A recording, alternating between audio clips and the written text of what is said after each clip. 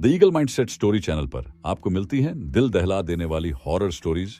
तो सब्सक्राइब करो और हर रोज हॉरर स्टोरीज को एंजॉय करो। बेल आइकन दबाना मत भूलना। सचिन एक 22 साल का लड़का था। वो अपने पूरे परिवार के साथ सर्बिया में रहता था। सचिन को नए नए सोशल एक्सपेरिमेंट्स करना और चैलेंजेस करना बहुत पसंद था। एक रात सचिन अपने फ्रेंड की पार्टी से अपने घर की तरफ लौट रहा था। कार तेज स्पीड में थी और सचिन ने लाउड वॉल्यूम पर गाने चलाए हुए थे। अचानक उसकी गाड़ी के सामने एक अजीब सी दिखने वाली औरत आ गई। सचिन ये देखकर बौखला गया और उसने गाड़ी का स्टीयरिंग व्हील पूरी तरह घुमा दिया। उसकी गाड़ी एक पेड़ में जाकर टकरा गई और सचिन को सर पर थोड़ी चोट आई। उस रोड के पास एक हॉस्पिटल था जहां का स्टाफ क्रैश की आवाज सुनते ही दौड़ता हुआ आया और सचिन को हॉस्पिटल के अंदर ले गया। सचिन को क्रैश के 15 मिनट बाद ही होश आ चुका था।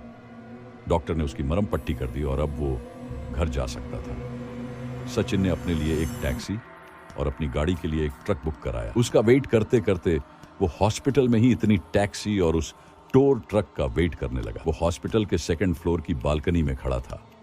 वो बार बार उस औरत के बारे में सोचने लगा जो अचानक उसकी गाड़ी के सामने आ गई थी, मगर उसे लगा कि शायद वो उसके मन का कोई वहम होगा। उस बालकनी से सचिन को उसकी क्रेनस्ट गाड़ी साफ नजर आ रही थी।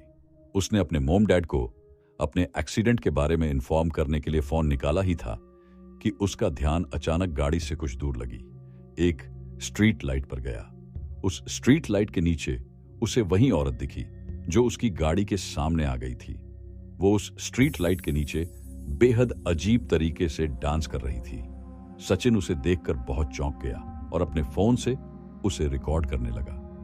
ये तभी सचिन के फोन पर किसी का कॉल आ गया। सचिन ने जल्दी से फोन काट दिया, लेकिन उसने जैसे ही वापस उस स्ट्रीट लाइट की तरफ देखा तो वो औरत अब वहां से गायब हो चुकी थी।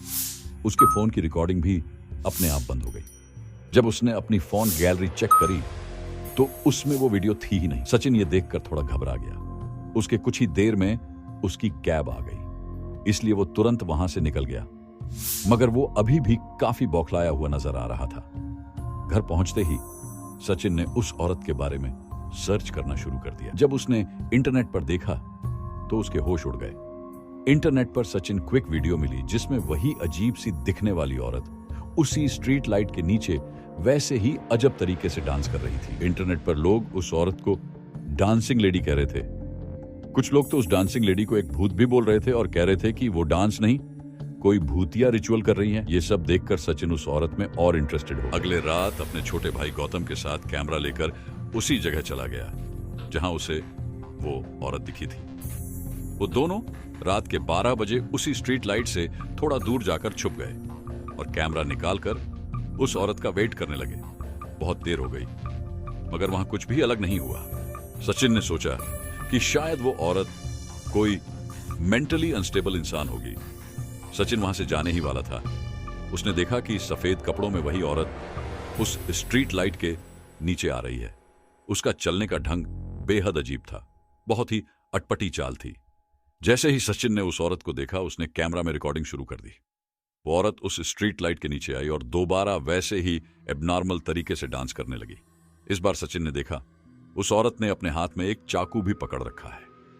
उस औरत के बाल उसका चेहरा ढक रहे थे और इसलिए सचिन उसका पूरा चेहरा ढंग से नहीं देख पा रहा था। अचानक ही वो औरत डांस करते करते रुक गई और देखते ही देखते उस औरत की हड्डियां चटकने लगी और उसके हाथ और पैर अजीब तरीके से मुड़ने लगे।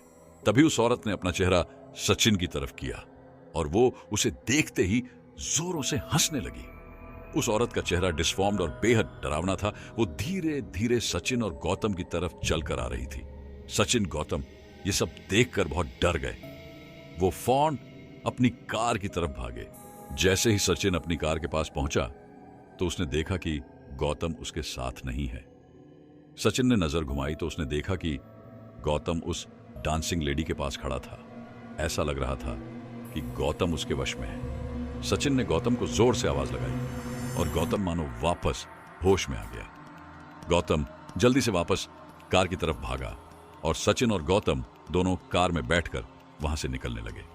सचिन ने आसपास देखा तो वो डांसिंग लेडी कहीं नहीं थी। लेकिन फिर अचानक ही वो सचिन की कार के सामने आ गई। उसे देखकर सचिन की रूह कांप गई, लेकिन सचिन ने अपनी कार नहीं रोकी।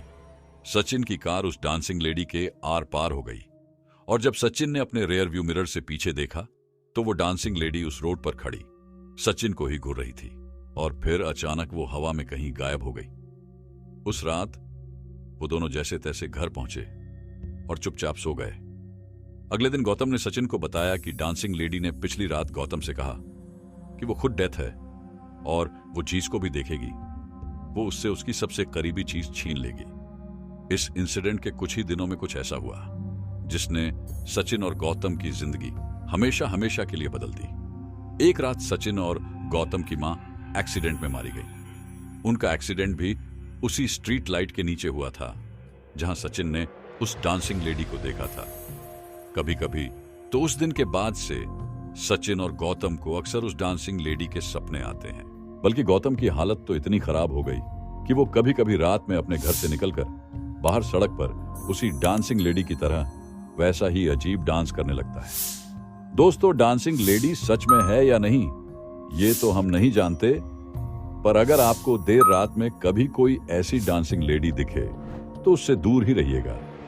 क्या पता वो आपसे आपकी सबसे करीबी चीज ले ले। और अगर आपको ये वीडियो पसंद आई तो the eagle mindset story YouTube channel को सब्सक्राइब करना मत भूलना। अगर आप चाहते हैं कि कहानी में आपका नाम जरूर बोला जाए तो कमेंट में अपना नाम और आप किस जगह से बिलोंग करते हैं ये जरूर लिखें।